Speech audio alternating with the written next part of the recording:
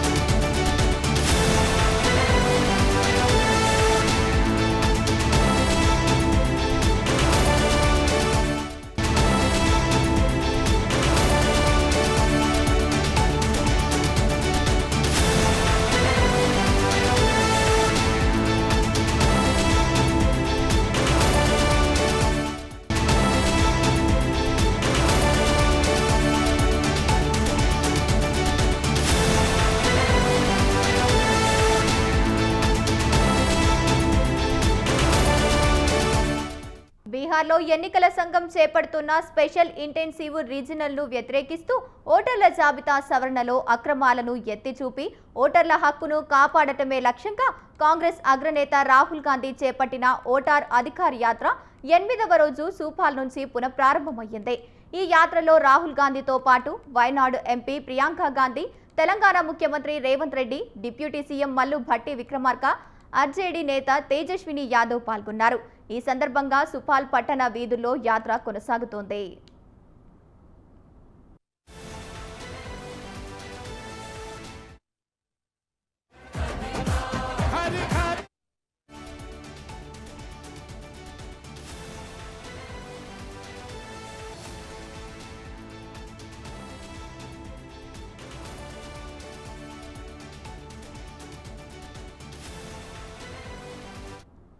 ఈ సందర్భంగా ప్రజలకు ప్రచార రథం నుంచి రాహుల్ గాంధీతో పాటు ప్రియాంక గాంధీ అభివాదం చేస్తున్నారు. ముందుకు కార్యకర్తలు, ముఖ్య నాయకులు పార్టీ జెండాలు పట్టుకుని ఉత్సాహంగా ముందుకు కదులుతున్నారు. ఓటర్ అధికార యాత్ర బీహార్లోని ససారాంలో ఆగస్టు 17న ప్రారంభమయ్యింది. ఏకంగా 16 రోజుల పాటు 1300 కిలోమీటర్ల మేర కొనసాగిన సెప్టెంబర్ 1న పాట్నా సిటీలో ముగియనుంది. ఓట్ల చోరీని అడ్డుకోవడం, ఓటర్ల జాబితా నుంచి పేర్లను అక్రమంగా తొలగించడం, నకిలీ ఓటర్లను చేర్చడం లాంటి అంశాలను యాత్రలో రాహుల్ గాంధీ ప్రజల దృష్టికి తీసుకెళ్తున్నారు. ఒక వ్యక్తి ఒకే ఓటు అనే నినాదంతో ప్రజాస్వామ్యాన్ని కాపాడేందుకు రాజ్యాంగ సవరణ కోసం ఆయన పోరాటం చేస్తున్నారు.